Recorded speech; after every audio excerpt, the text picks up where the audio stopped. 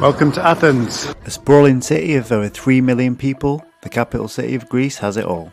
From ancient monuments and Olympic history to modern cultural areas and seaside walks, join me on a trip around one of the world's most interesting cities. The Monastiraki area is part of Athens' Old Town and home to a famous flea market, as well as some of the city's most ancient monuments.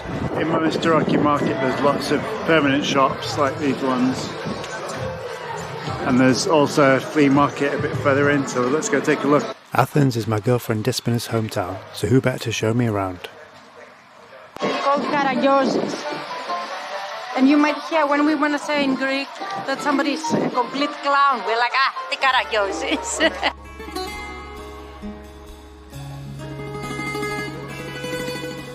The market's origins go back to the Ottoman period, with the flea market still being put on every Sunday, alongside the assortment of permanent stalls selling everything from antiques to vintage LPs.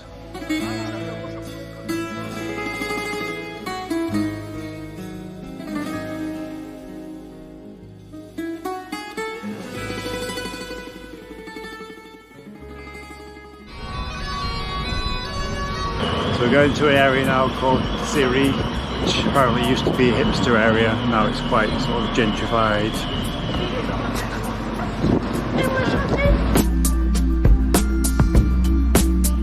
So there's lots of stuff to do here. I'm in Central Square, there's restaurants, bars.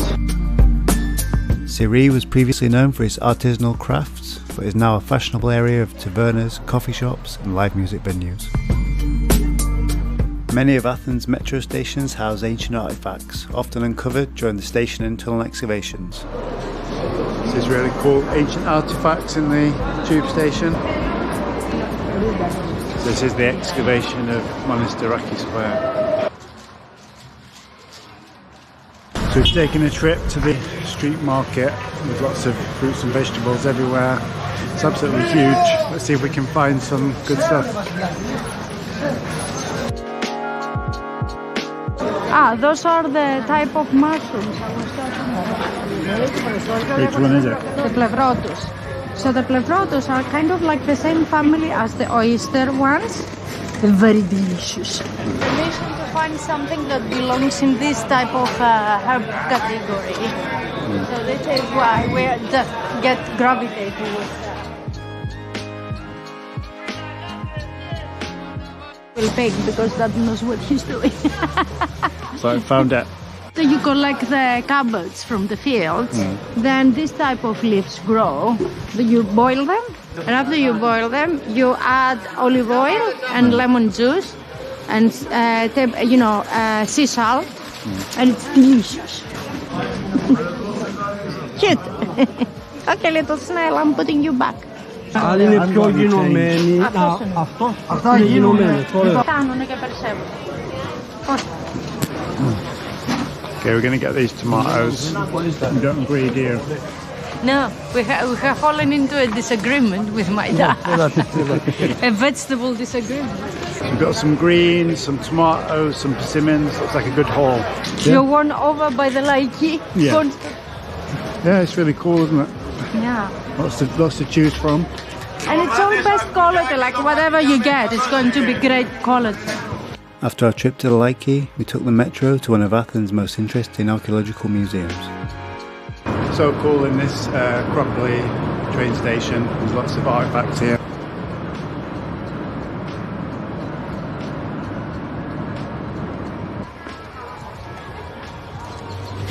There's the Acropolis, and we're going to go to the Acropolis Museum now.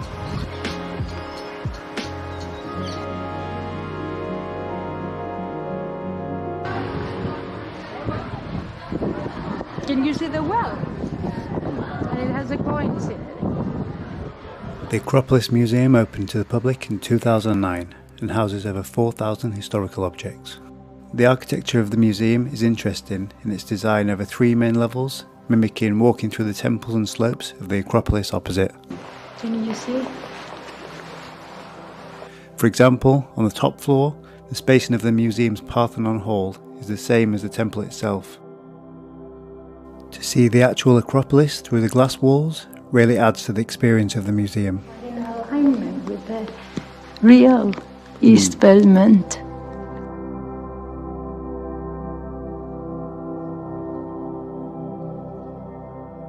We planned to visit the Acropolis the next day, but first headed to a lesser known cultural attraction. I'm here at the old gasworks, which is a really cool art space. It looks like everything's closed though now, so maybe come back another time.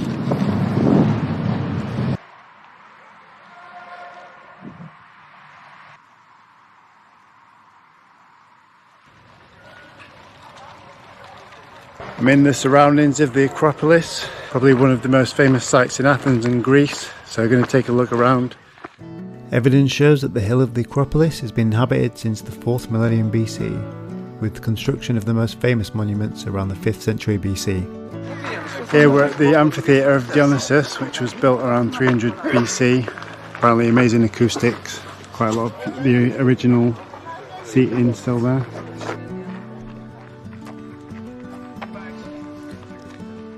Heading up the path now towards the Acropolis. This is really interesting. This is a cistern, but it's from Byzantine time.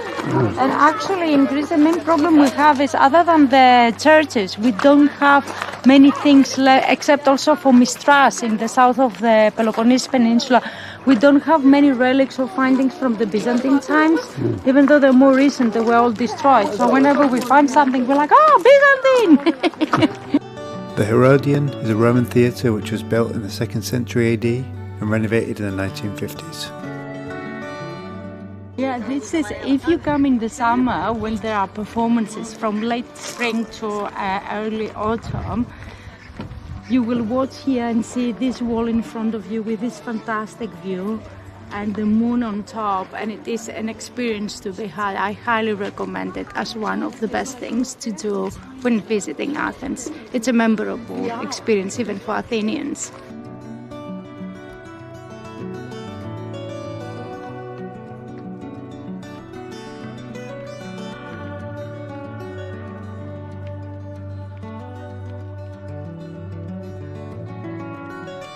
So we're here at the Acropolis now, amazing views all around Athens. The Parthenon is a 5th century BC temple dedicated to the goddess Athena. The temple is known for the refinement and order of its architectural style. It's probably the most famous symbol of ancient Greece. So here I am at the Parthenon, maybe not as beautiful as it could be with all the scaffolding on, but still an amazing sight. There's a lot of restoration works which are due to finish in 2025. Been going on for a couple of years already.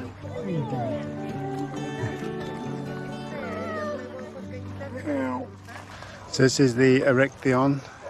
If you look at those statues over there, there's 6 of them, which are all replicas. 5 of them are in the museum just down the hill, and one of them's in the British Museum, so hopefully we give it back one day.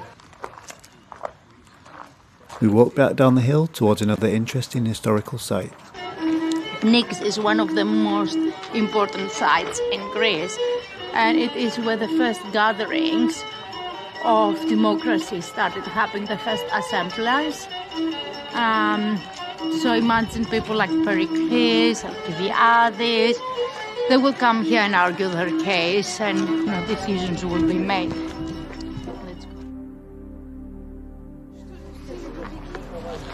So this is where democracy began.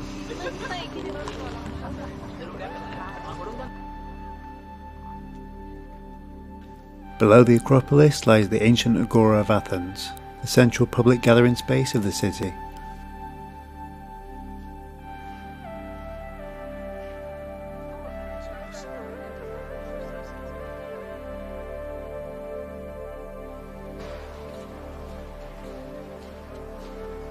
Now we're coming up to another temple, the Temple of Hephaestus.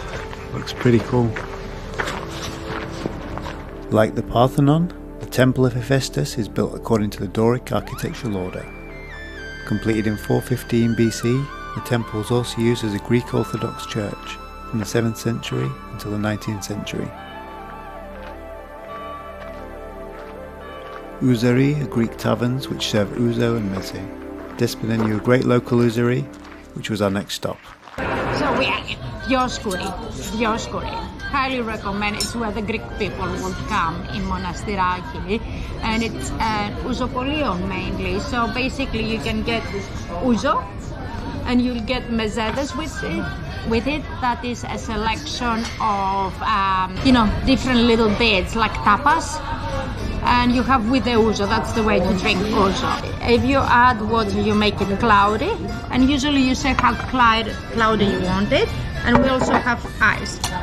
Some people will add water and ice. Some people will just add the ice. Yamas. And this is the food you get for sharing at the ouzo place. And only that is for 2 people. For 4 people, it's even larger than that, if you can imagine that. We've got a bit of company here.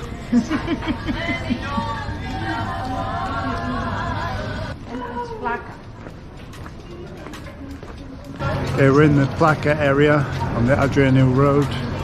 Lots of shops around here. Some quite touristy and then some quite fancy. Yeah, this is like more proper Plaka.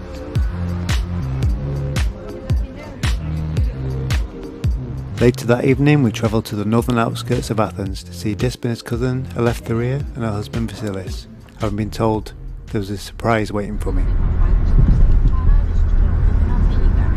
We're driving into the hills above Athens to a surprise destination. Yes. I don't know if I'm going to live through the evening, but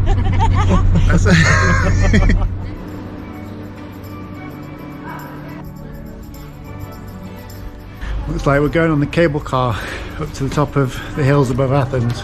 Should be awesome.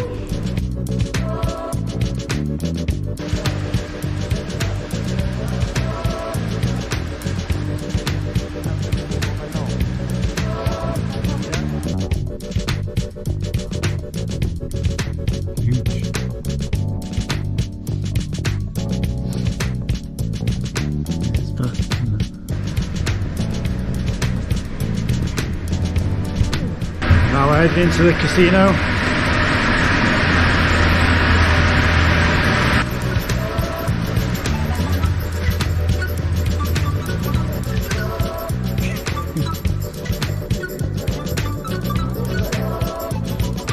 We're going to the mountain's edge now to have a look at the city. You can't see the city? Okay, we're going to look out into the park anyway. Oh, you can see the city. Look at that.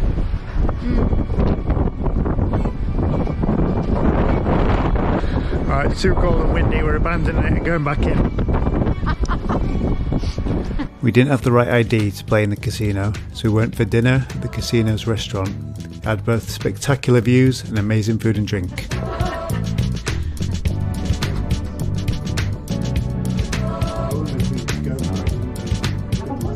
High above Athens. So it's like, you know when you have like a photo shoot that there is one person holding I'm that the person. light and another one the I'm the lighting reflection.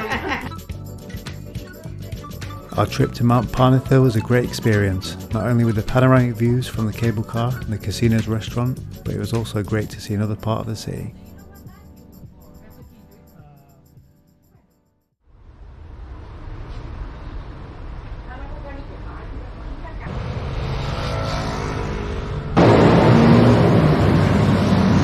We're now here at the Lykion. So we're at the Lykion here. It's amazing to think that the gymnasiums in Athens date back to 6th century BC, with some of these buildings here dating back to the 4th and 5th century BC. This is where the young boys of Athens would come to exercise and do martial arts, and apparently Socrates was a frequent visitor here.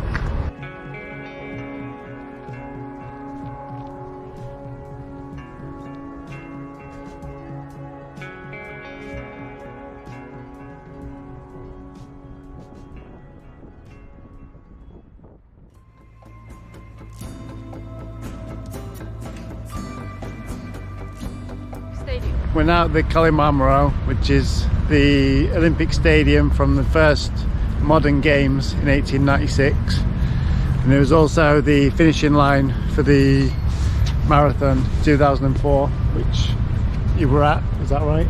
Yeah, 2004. It was really exciting.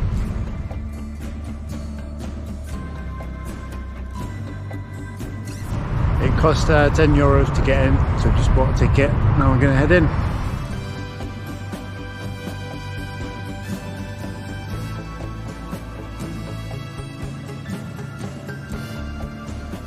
The Panathinaike Stadium's been around since around 566 BC. It'd been restored during the Roman occupation quite a bit. It did fall into quite a state of disrepair during the Ottoman occupation, but it was eventually restored for the 1896 first model Olympics.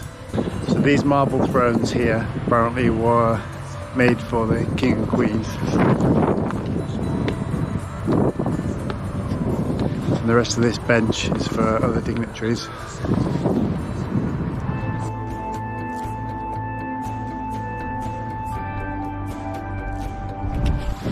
Wow, it's a bit super steep.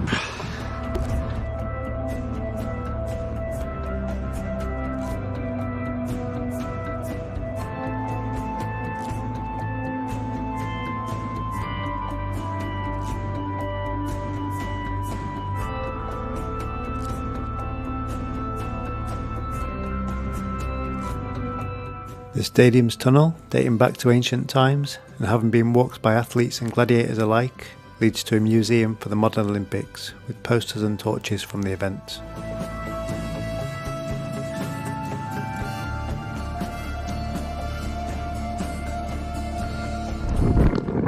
Here we go for a run in the Olympic Stadium.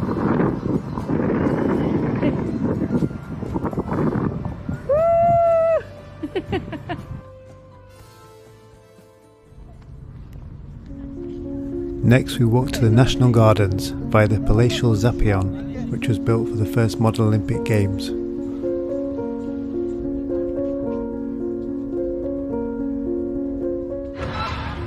I'm now in the National Gardens having a look around.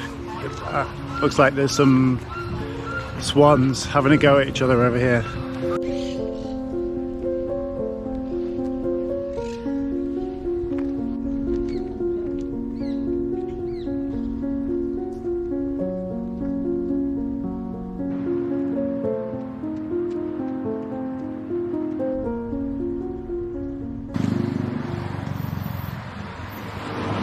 Now we're heading to the Parliament House in Syntagma Square. The Tomb of the Unknown Soldier is a cenotaph dedicated to Greek soldiers killed in conflict. The tomb is guarded by the Presidential Guard, with a ceremony every hour for the changing of the guard.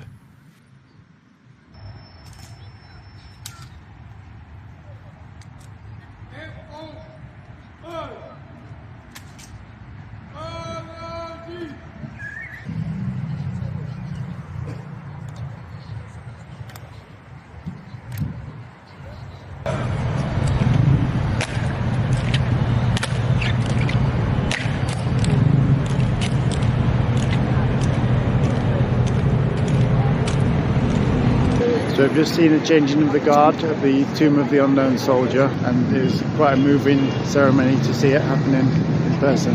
So I'm now in Syntagma Square. It's just next to the Parliament building, well, across the road. Syntagma means constitution, and the square was named after the 1843 uprising, which guaranteed a constitution and right to vote in Greece. The next morning, we headed to the coast of Athens, to the Stavros Niarchos Cultural Centre. Open in 2016, the centre hosts art, music and dance events, as well as being home to the Greek National Opera and National Library.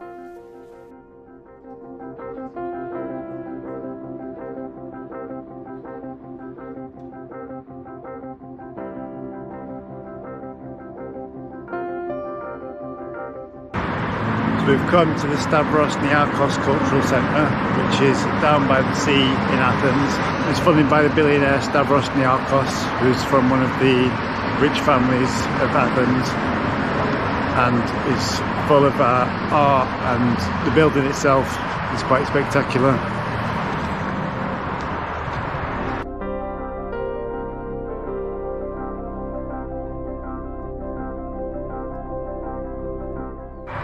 I'm just walking along the rooftop garden, or green roof, which is planted with Mediterranean plants. It helps keep the building warm in the winter and cool in the summer. Also, during periods of heavy rain, it traps water, so there's less runoff into the city. And it looks really nice.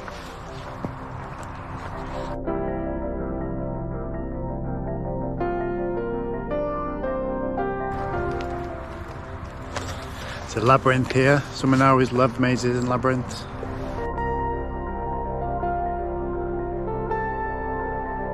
Woo! We've done it. Yeah!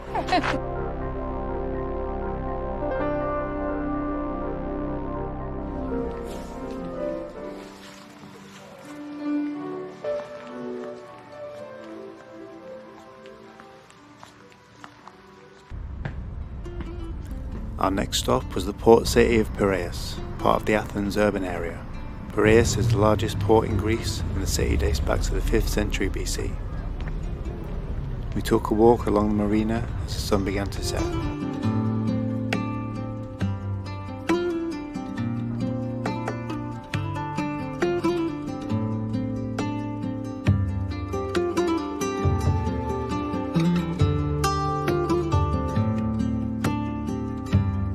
Piraeus is the 5th largest passenger port in Europe, as well as being a busy container port. So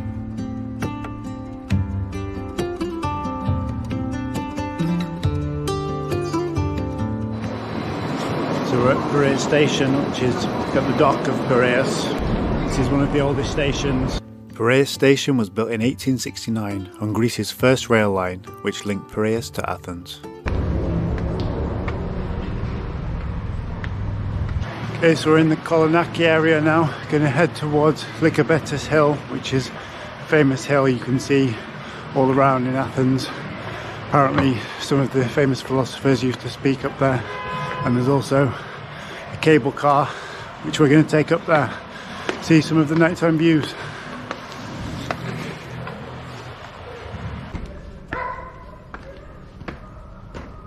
I'm here at the foot of Lycabettus Hill. Going to take the funicular railway up to the top. Apparently one of the best views in Athens. The summit of Lycabettus is the highest point in central Athens. The funicular railway is an easy way to get to the top and costs €7 one way or €10 return at the time of recording.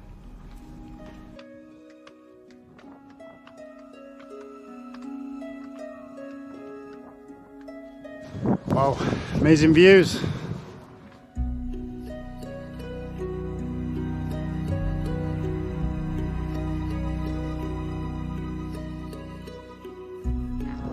You can see the Parthenon over here.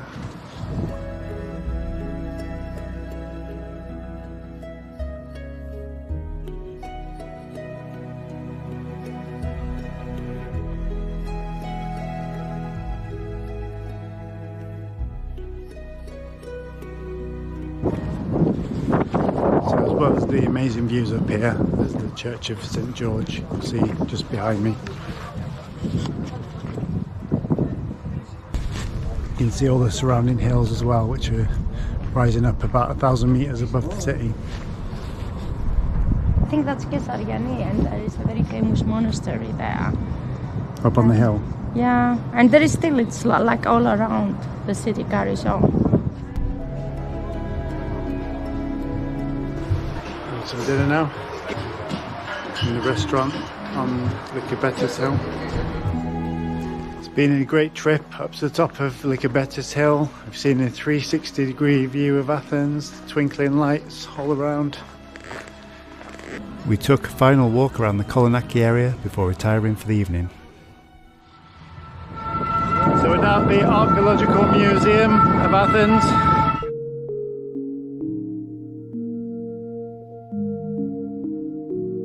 The Archaeological Museum houses a wealth of historical artefacts, sculptures and relics from ancient Greek history. The museum has exhibits from several time periods, from archaic to classical, and includes pieces from ancient Rome and Egypt, as well as several ancient Greek cultures. One of the most interesting exhibits for me was the Golden Mask of Agamemnon, a Bronze Age funerary mask of the Mycenaean culture. In 1876, the archaeologist who discovered it believed he had found the body of King Agamemnon of the Trojan War epic. There is also a cafe patio downstairs from the museum, which has an array of sculptures and murals and is a great place to sit for a while.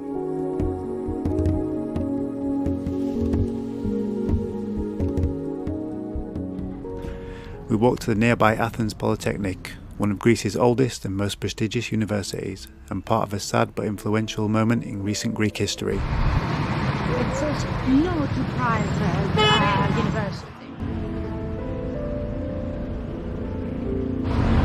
So we're outside the Polytechnic University.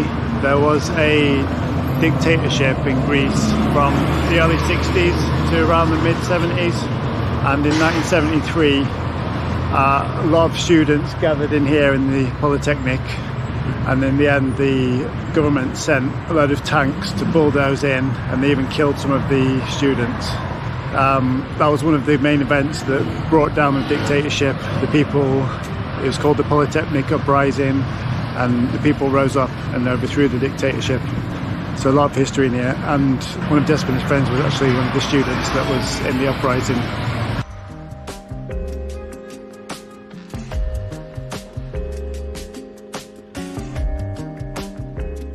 So we're inside the Polytechnic now. We've just been told by some of the students that they've taken over the university in protest of the privatisation of university in Greece. Good for them.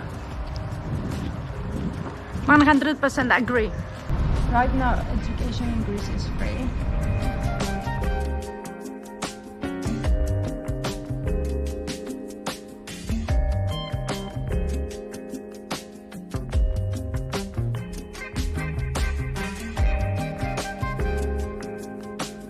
Around you will be able to... So we're at the Old Anarchist Square. Looks like they're doing some refurbishment works though.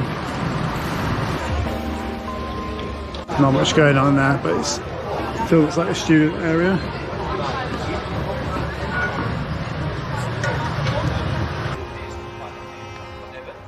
This is where we would always meet in Café Diplôme with my friends. The square has long been a centre for political activism, especially anarchist groups.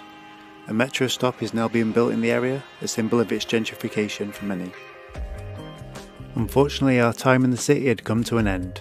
Despina's mum and dad took us to the airport. I love the culture of Athens, from ancient to modern, the art, the architecture and the food. A city I'd barely scratched the surface of, and definitely worth revisiting. As always, thanks for watching, and see you next time.